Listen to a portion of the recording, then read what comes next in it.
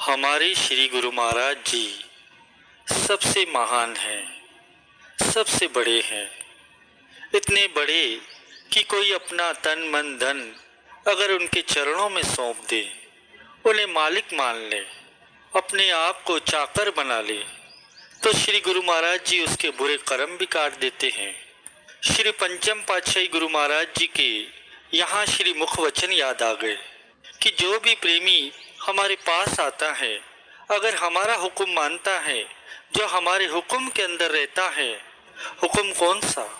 5 नियम और नाम का जाप। जो श्रद्धा से नित्य नेम से 5 नियम निभाए, क्योंकि गुरु की पढ़ाई हुक्म ही है, जो कहने में आ। गुरु को वीडियो लाइक कर देना, सब्सक्राइब कर देना प्लीज़। मैं बहुत मेहनत से वीडियो बना दूँ। सत्संग ये बहुत ध्यान से सुनना, बहुत ही अच्छा मैं आज आपको सत्संग बताने वाला हूँ। क्या जो गुरु हुक्म कर रहे हैं, अगर वो कमा रहा है तो जिम्मेवारी गुरु की हो जाती है। और हमारे प्यारे श्री गुरु महाराज जी का चाकर बनना, उनका दास बनना बहुत बड़े भाग्य चाहिए उसके लिए। हर किसी के नसीब में नहीं होता, बहुत ही विरले होते हैं वो जीव। ऐसे ही एक ऐतिहासिक घटना है, बड़ी प्यारी घटना है कि कैसे गुरु कर्म काटता है हमारे। पर अगर हम ही बेईमान हो जाए तो गुरु क्या करे। श्री गुरु महाराज जी का एक प्रेमी है, बरदार सिंह, जो सत्संग के समय श्री गुरु महाराज जी को चंवर झुलाता है। कई महीनों से सेवा कर रहा है, पर कभी कुछ मांगा नहीं श्री गुरु महाराज जी से। बड़ा प्यारा प्रेमी है। उसकी घरवाली बहुत बार कहती हैं कि हमारे श्री गुरु महाराज जी समर्थ गुरु हैं, पूर्ण गुरु हैं, क्यों नहीं आप उनसे कहते हैं कि घर में औलाद नहीं है। तो वह प्रेमी कहता है कि मैं श्री गुरु महाराज जी की सेवा करते हुए कई बार कोतब देखता हूँ, वो पूर्ण है, और ऐसे गुरु से कोई दुनियावी चीज मांगते हुए मुझे शर्म आती है। वो अंतर्यामी पातशाह हैं, सबके अंदर की जानते हैं। क्या उन्हें नहीं पता कि मेरे घर पर औलाद नहीं है, जब देनी होंगी दे देंगे। घरवाली चुप हो जाती, पर घरवाली की सहेलियां उसे उकसाती थी कि तुम्हारा गुरु पूर्ण नहीं है, अगर पूरा होता तो घर में औलाद जरूर देता। तुम चलो हमारे साथ, एक पीर बाबा हैं, उसके पास चलते हैं। जो भी एक बार जाता है, वह जो मंत्र बताते हैं, जो कहते हैं, वह करने से घर में औलाद हो जाती है। वो अपने पति से कहती हैं कि आज श्री गुरु महाराज जी से जरूर मांग के आना, क्योंकि मेरी सहेलियां ताने मारती हैं कि अगर गुरु पूरा होता तो झोली जरूर भरता, अब तक नहीं भरी, तुम्हारा गुरु अधूरा है। आज यह प्रेमी भी चला गया श्री गुरु महाराज जी के पास, पर पीछे नहीं खड़ा हुआ चंवर झुलाने के लिए, आगे खड़ा हुआ। आगे खड़ा हो गया झोली फैलाकर। अब श्री गुरु महाराज जी तो अंतर्यामी हैं। श्री गुरु महाराज जी कहने लगे कि भाई तेरी जगह पीछे है, तू आगे क्या कर रहा है? तो वह कहने लगा, पातशाह आप अंतर्यामी हो, सब जानते हो। तो श्री गुरु महाराज जी कहने लगे, फिर भी बता। कहने लगा, पातशाह घर में औलाद नहीं है, आप कृपा करो।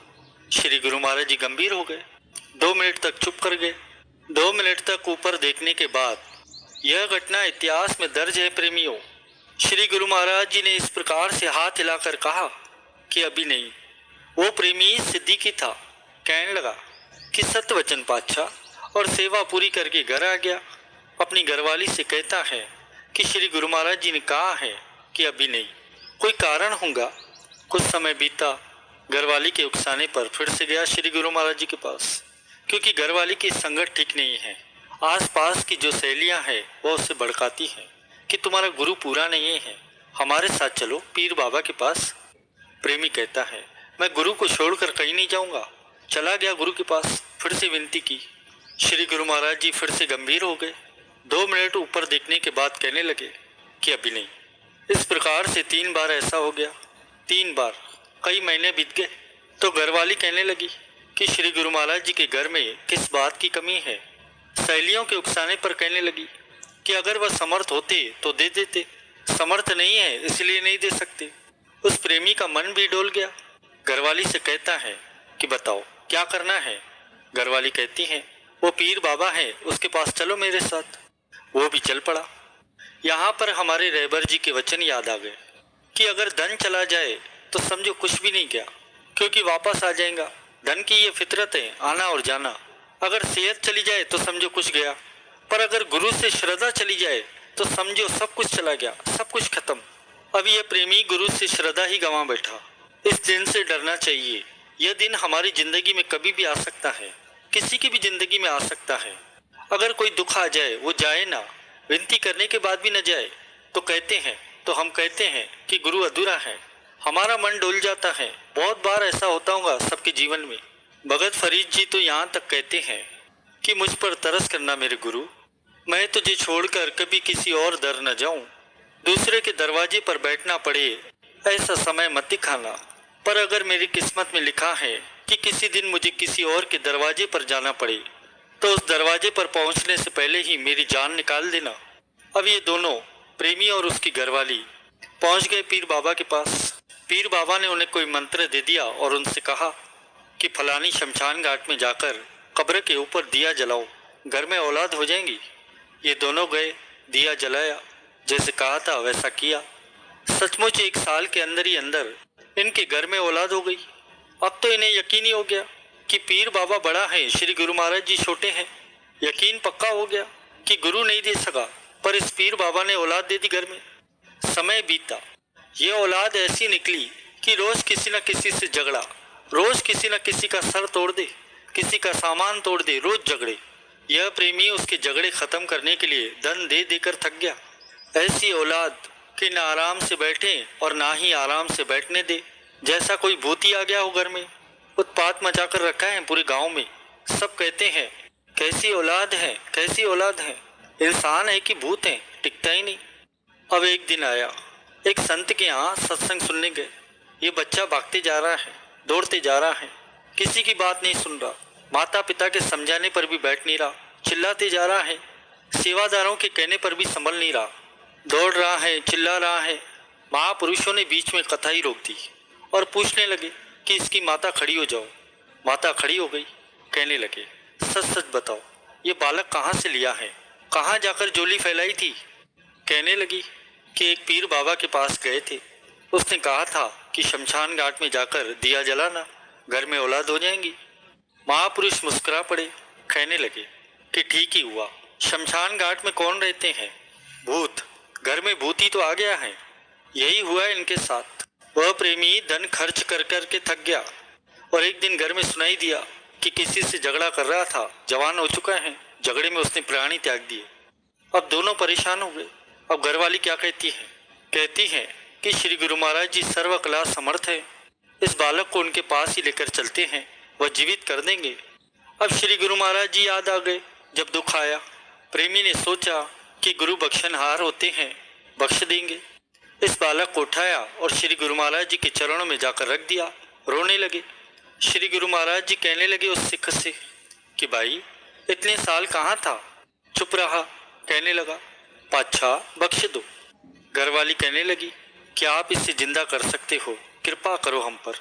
श्री गुरु महाराज जी कहने लगे ऐसा कैसे हो सकता है, अभी इसका ख्याल छोड़ दो। यह पिछले कर्म होते हैं, लेना देना होता है, अपने कर्म भोगने पड़ते हैं। उसने लेना था, तुमने देना था, हिसाब पूरा हुआ और चला गया, अब छोड़ो इसका ख्याल। प्रेमी कहने लगा पातशाह ऐसे कैसे हो सकता है, हम नहीं मानते इस बात को। विनती करने लगे तो उस वक्त श्री गुरु महाराज जी ने अपने हाथ में जल लेकर उस बच्चे के ऊपर डाला तो वह उठ खड़ा हुआ, जी उठा। ये दोनों माता पिता भागकर उस बच्चे को गले से लगा लिया और रोने लगे। जैसे ही गले से लगाया, उस बच्चे ने दोनों को जोर से धक्का मारा और कहने लगा दूर हटो, मुझे हाथ मत लगाओ। ये ऐतिहासिक घटना है प्रेमियों। माता पिता हैरान हो गए। कहने लगे पातशाह ये क्या कह रहा है। श्री गुरु महाराज जी कहने लगे तुम्हें विश्वास नहीं आना था, इसलिए तुम खुद होकर बात कर लो इनसे, पूछ लो भाई कौन है। कहने लगे हम तेरे माता पिता हैं, तेरे लिए रो रहे हैं, तुझे इतना बड़ा किया, पाला पोसा। वो लड़का हंस पड़ा। कहने लगा कि तुम मुझे नहीं जानते, पर मैं तुम्हें जानता हूँ। मैं अपना हिसाब पूरा करने आया था। तुमसे इतनी नफरत करता हूँ मैं कि तुम्हारी शक्ल भी न देखूं, पर मुझे वापस श्री गुरु महाराज जी के हुक्म से आना ही पड़ा। माता पिता कहने लगे कि हमें समझ नहीं आ रहा, समझाओ तो। और लड़का कहने लगा याद करो, कई साल पहले, मेरे जन्म लेने से कई साल पहले तुम्हारे घर में शाम के वक्त एक साधु आकर ठहरा था। अब ये सोच में पड़ गए। थोड़ी देर बाद कहने लगे कि हाँ आए थे। वो लड़का कहने लगा उस साधु की तुमने सेवा की थी, रात को अपने घर में रखा था, उसने आश्रय मांगा था, तुमने रखा था। उस साधु के हाथ में छड़ी थी और उस छड़ी में जो खूंटी लगी थी वह सोने की थी। तुम्हारी घरवाली ने तुमसे कहा था कि साधु को सोने की क्या जरूरत है, सोने की खूंटी हम निकाल लेते हैं। तुम्हारे समझाने के बाद भी वह न मानी और तुम दोनों ने मिलकर वह सोने की खूंटी निकाल ली। जब वह साधु सुबह उठा तो उसने तुमसे कहा कि भाई मेरे सोने की खूंटी कहाँ है। तुम लोगों ने उसे धक्के मार कर बाहर निकाल दिया कि हम पर इल्जाम लगा रहे हो, हम चोर हैं, एक तो घर में आश्रय दिया। वो कहने लगी, हाँ याद आ गया, हमने ऐसा ही किया था। लड़का कहने लगा कि साधु कहता रहा, मिन्नत करता रहा कि वह सोने की जो छड़ी है वो मेरी नहीं है, अमानत है किसी की। अगर मैंने जाकर वापस नहीं दी, सोना उसमें नहीं लगा रहा तो मेरे माथे पर कलंक लग जाएगा, मेरे गांव से मुझे निकाल दिया जाएगा। उसने लाख मिन्नतें की पर तुमने उसकी एक नहीं सुनी। वह गया, उसके गांव वालों ने उसे बाहर निकाल दिया। शर्म से, लाज से माथे पर कलंक लग गया, वह भूखा रहकर मर गया। वो साधु मैं ही था। लड़का कहने लगा कि मैं हिसाब पूरा करने आया था, जो तुमने वह सोने की छड़ी में सोना निकाल के रखा था अब देना तो पड़ेगा ही। मैं वो हिसाब पूरा करने आया था, जितना धन मेरा तुमसे निकलता था ब्याज समेत तुम्हारे खर्च करवाए मैंने। इतने साल तुम्हें कष्ट भी दिया और अपना हिसाब पूरा करके मैं चला गया। अब ये दोनों प्रेमी और उसकी घरवाली दोनों शर्मिंदा हो गए और इस लड़के ने फिर से प्राण त्याग दिए। उस साधु ने एक और बात बताई उस लड़के ने कि तुम श्री गुरु महाराज जी के प्रेमी थे, सेवा करते थे। तुम आए थे श्री गुरु महाराज जी के पास कि हमारे घर में औलाद नहीं है, औलाद दे दो।